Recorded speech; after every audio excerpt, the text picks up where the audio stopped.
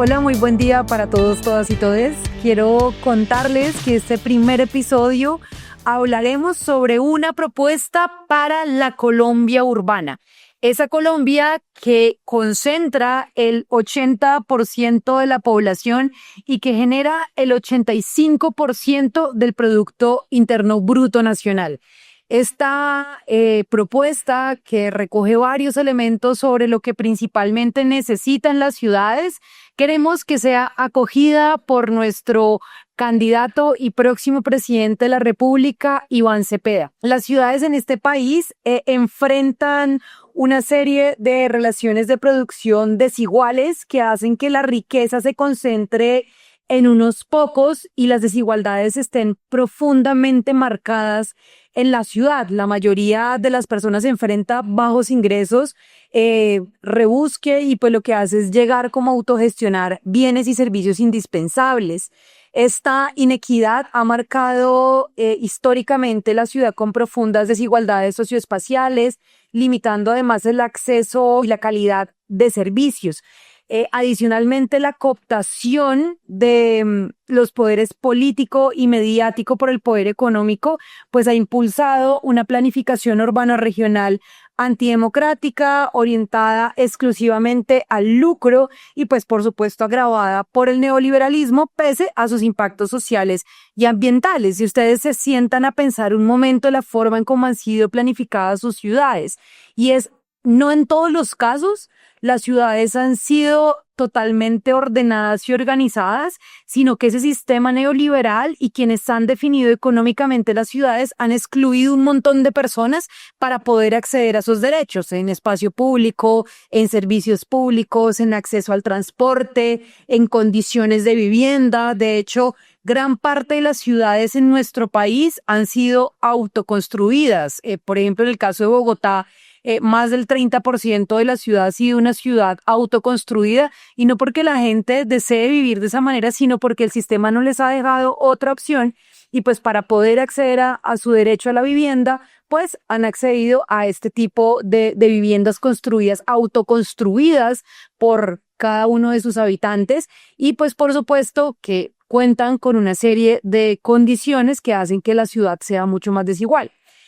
Estas ciudades que han sido convertidas en mercancía, sabemos que el acceso a la ciudad depende hoy de la capacidad de pago y de endeudamiento, mientras para algunos se generan altas ganancias para ese poder económico. Creemos que el territorio debe estar organizado democráticamente, no en función del lucro de unos pocos, sino la creación de riqueza colectiva y la redistribución equitativa. Y esto implica también fortalecer la economía popular, las micro, pequeñas y medianas empresas, garantizar condiciones de vida digna con enfoque diferencial y asegurar la sostenibilidad ambiental. No podemos seguir permitiendo que en algunos casos estos depredadores urbanistas, los que aman el cemento, llamen de fanáticos ambientales a quienes piden que las ciudades sean sostenibles, que exista espacio verde, que exista arborizado, que no se queme a diestra y siniestra algunas zonas como los cerros, zonas ambientalmente protegidas para justificar la construcción o la urbanización de esas áreas. Y pues ustedes saben, las ciudades pues han sido organizadas por unos pocos, el cemento ha sido instituido por el poder económico, no han sido tenido en cuenta las comunidades en su conjunto en ese ordenamiento territorial. Por eso queremos proponer 8 puntos para que podamos hablar de una ciudad democrática, que podamos garantizar el derecho a la ciudad de esas millones de personas que habitan la zona urbana de nuestro país. La primera propuesta está encaminada a hablar del ordenamiento territorial. Este debe estructurarse en torno al agua a escala urbana, regional y nacional. ¿Por qué en torno al agua? Básicamente porque los centros urbanos consumen mucha agua, por supuesto, ordenando el territorio alrededor del agua, priorizando el consumo humano, además de que deba definirse y protegerse la estructura ecológica principal en el orden nacional, en el orden regional y por supuesto que en el orden local. Asimismo, pues hay que democratizar efectivamente, volviendo incidente la participación ciudadana y fortaleciendo la organización de la sociedad civil.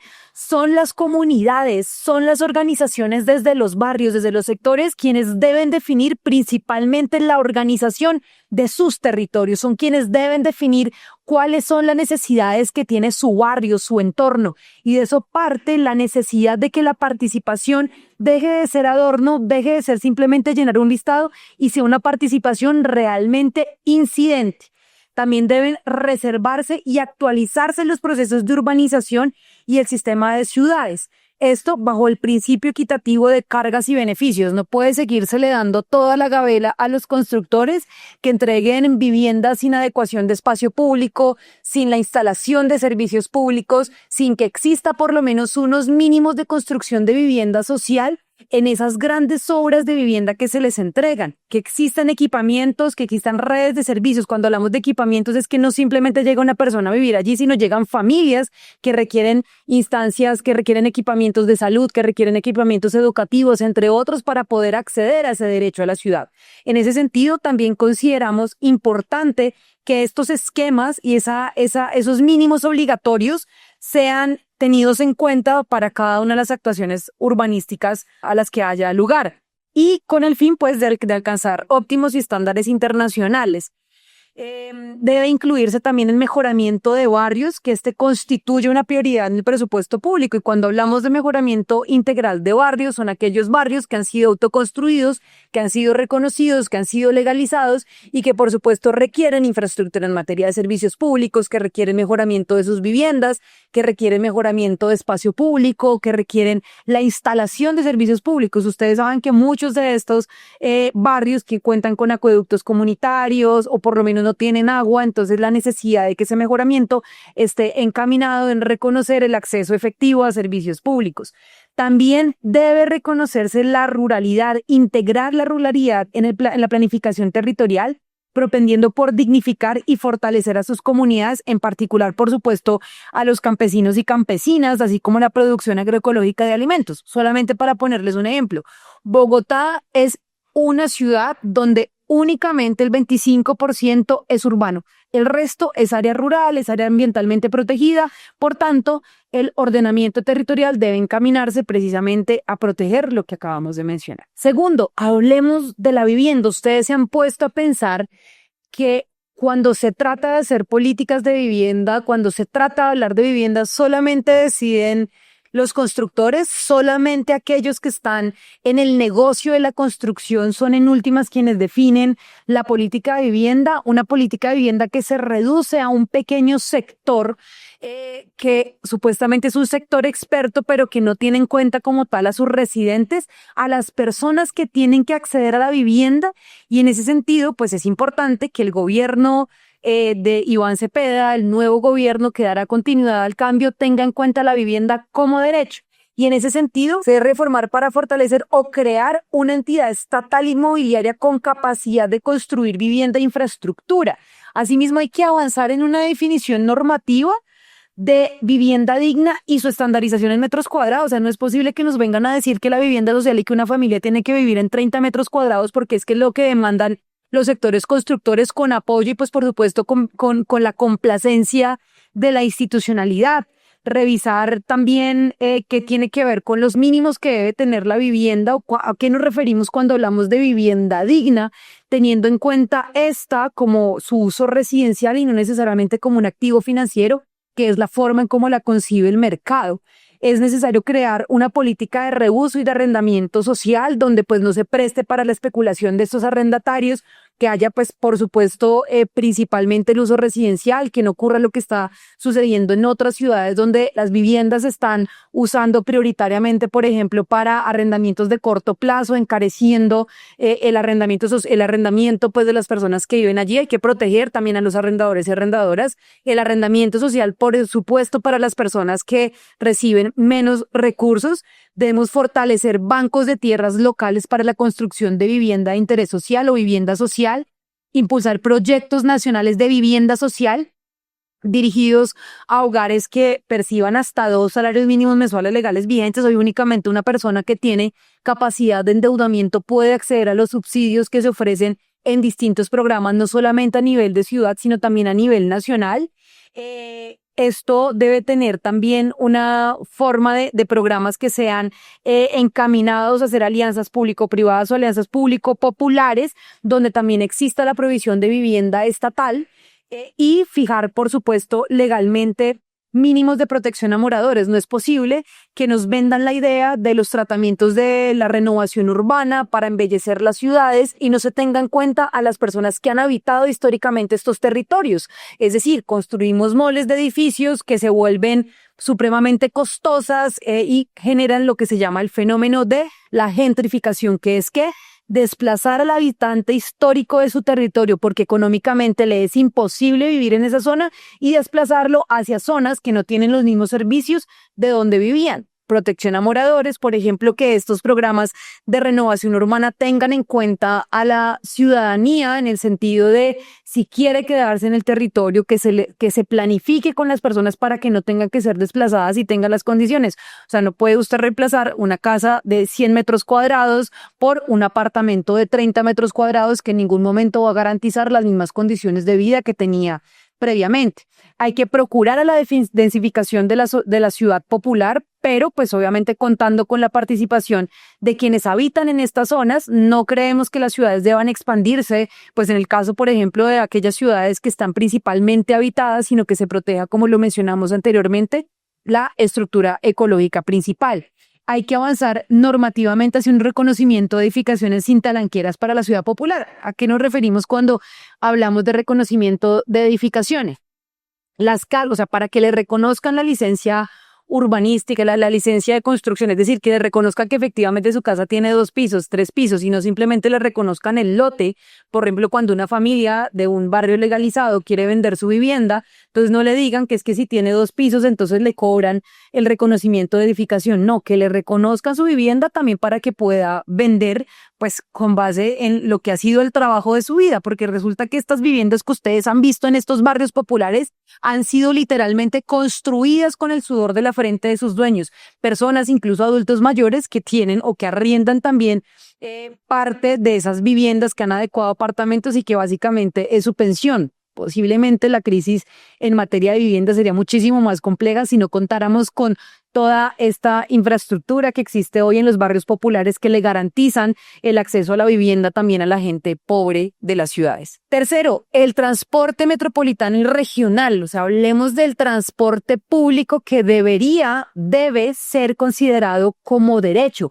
En el programa del gobierno que dará continuidad a las banderas del cambio, debe plantearse prioritariamente férreo, con trenes de cercanías. En las grandes ciudades es importante implementar sistemas de transporte públicos masivos que sean asequibles, que desincentiven el uso del transporte particular y motorizado, no a la mala, sino que la gente se sienta a gusto andando en el transporte público porque llega en menos tiempo, porque es muchísimo más económico. Esto también parte de cuál es la infraestructura de movilidad que en un gobierno democrático que va a garantizar el acceso a la ciudad como derecho se piensa. Y esto parte pues por sustituir los modelos de buses, sustituirlos por tranvías en corredores de demanda media y por sistemas férreos robustos, preferiblemente subterráneos, que permitan pues la liberación de espacio en superficie, que además permita la construcción de grandes alamedas, de parques lineales, es decir, que la gente pueda acceder a más espacio público, a espacios mucho más democráticos, donde pueda gozar de la ciudad y que no sea simplemente el modelo de buses el que se ofrezca para movilizarse en las ciudades. Esto, pues, hay que tenerlo además al centro, la promoción de modos limpios de transporte. Los modos férreos posibilitan la mejora del paisaje urbano y el perfil urbanístico. Asimismo, y esto es importantísimo a propósito de la discusión de la tarifa de transporte público, y es que hay que limitar las ganancias de quienes operan los transportes públicos en las ciudades, porque lo que sí es cierto es que quien ha demandado los modelos de concesión a nivel nacional en todos los modos de transporte, entiéndase en Cali, entiéndase en Bucaramanga, pues ha sido el modelo de concesión que tiene la ciudad de Bogotá. Entonces hay que racionalizar las ganancias de estos, hay que buscar la forma de crear una operadora pública que compita con estos operadores, que garantice el acceso público, el acceso al transporte como derecho, abaratando sus costos, buscar formas de fondeo y, ¿por qué no?, avanzar a la tarifa cero al transporte público para garantizar el transporte como derecho. Cuarto, hablemos de servicios públicos. Los servicios públicos en nuestro país hoy están marcados por la lógica de la libre competencia y por la lógica de la privatización.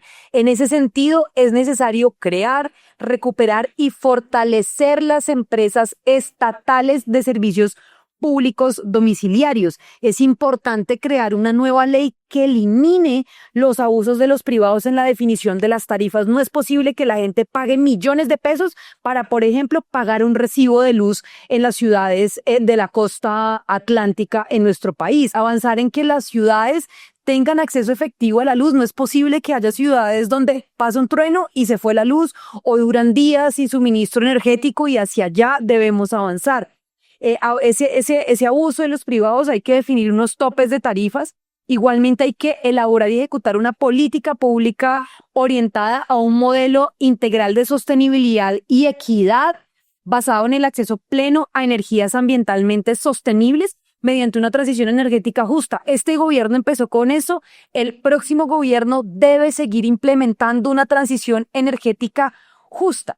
La recirculación y el uso eficiente de agua, o sea, aquí en nuestra ciudad, en Bogotá, vivimos una crisis de agua, pero en muchas ciudades ni siquiera se cuenta con acueductos. O sea, ¿cómo es posible que una ciudad como Santa Marta no tenga un acueducto digno, no tenga servicios de alcantarillado dignos, que la gente siga teniendo pozos en sus casas? O sea, avanzar en la provisión efectiva de servicios públicos es clave en un gobierno democrático que siga abanderando las banderas del cambio. Por supuesto, el reuso del agua, de aguas lluvias, que haya digamos, sistemas y mecanismos que puedan tener en cuenta el reuso de agua, por ejemplo, para usos no potables, la necesidad de las plantas de potabilización en todas las zonas del país. Asimismo, hablar de la economía circular en la gestión de residuos sólidos, con tal de superar definitivamente también el enterramiento de la disposición final como ejes de la acción estatal. Esto aquí es el empoderamiento de las personas recicladoras de oficio. O sea, hay que reducir al máximo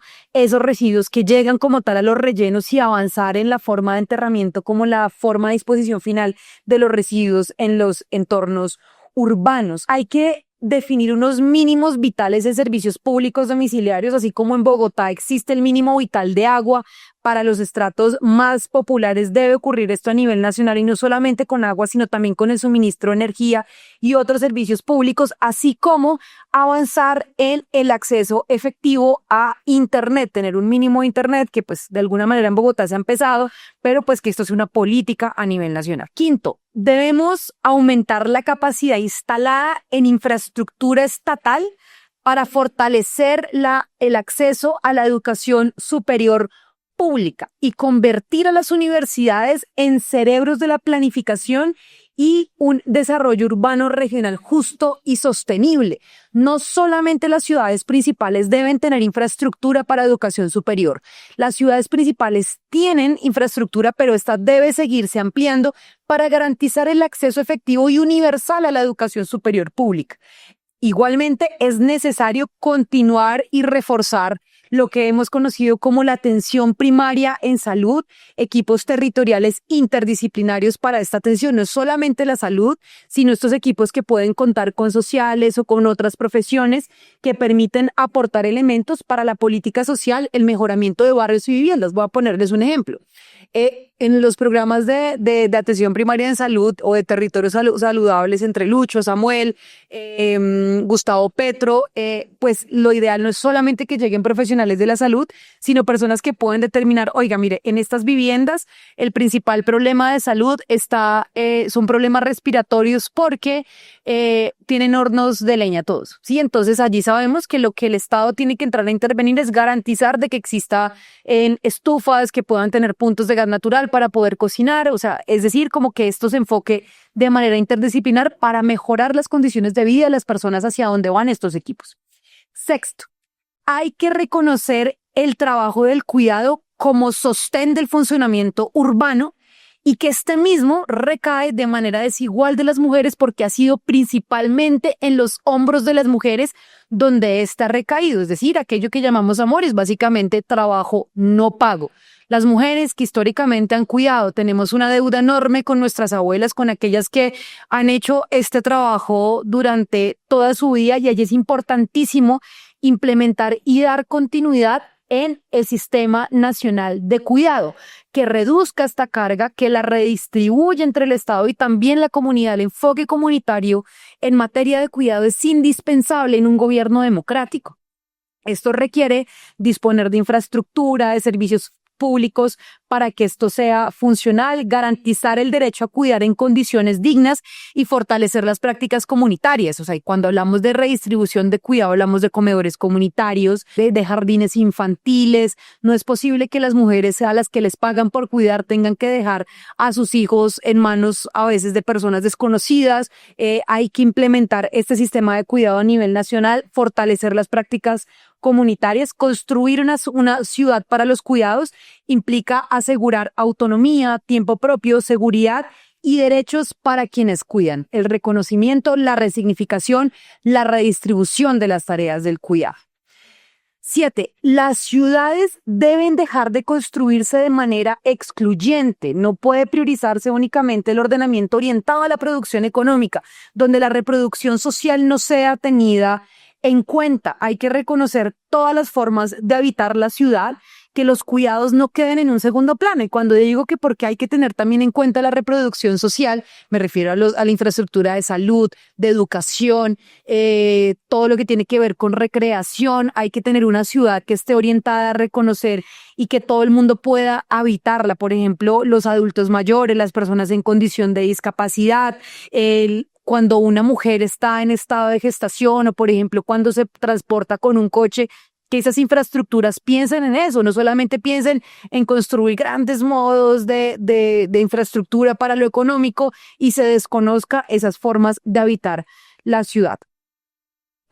Hay que garantizar que esta infraestructura social no solamente se concentra en los centros de las ciudades, debemos propender por conglomerados urbanos policéntricos, es decir, que cada persona tenga la posibilidad de tener acceso a equipamientos efectivos cerca a su lugar de vivienda. El caso de Bogotá, pues quienes vivimos en Bogotá sabrán y pues no hay diferencia en las otras ciudades que la mayoría de servicios se concentran hacia el centro económico de las ciudades. Esto tiene que desplegarse, descentralizarse para que sea de acceso efectivo en todo el territorio y que todas las personas, independientemente del barrio en el que vivan, puedan acceder a los mismos derechos. La apuesta por un derecho a la ciudad reconoce todas las formas de vida y a todos los sectores poblacionales, garantizando que nadie sea discriminado por su derecho a habitar la urbe, independientemente de su color de piel, de género, orientación o identidad sexual, origen étnico, edad u otras razones, es decir, que todos y todas y todos seamos vistos en la ciudad. 8. La seguridad urbana. La seguridad urbana requiere acuerdos sólidos en los diálogos de paz con grupos armados dispuestos a colaborar. Esto requiere también que se tenga en cuenta la paz urbana. Hay que enfrentar el crimen transnacional. Es necesario un combate coordinado entre nación y los territorios para precisamente enfrentar la criminalidad organizada y pues un acuerdo común. También es necesario fortalecer el Estado en los poderes ejecutivo y judicial como medida en contra de la impunidad. Los problemas de convivencia pueden enfrentarse teniendo en cuenta y organizando, empoderando y acompañando las instancias civiles y comunitarias en la resolución de conflicto. Todos los temas que mencionamos anteriormente también están relacionados con la seguridad, o sea, la seguridad en materia de la provisión de alumbrado público, de que todas las personas puedan acceder y ser vistas en la ciudad. El acceso a derecho a la ciudad también está relacionado con la seguridad. Sin lugar a dudas, la urbana debe ser una de las revoluciones del gobierno de Iván Cepeda. Proponemos y ponemos a disposición estos lineamientos para discutirlos, para que nos pensemos la ciudad colectivamente, para que lo discutamos colectivamente de cuáles son esos lineamientos y cuáles son esas propuestas que deben ser tenidas en cuenta en la Colombia urbana.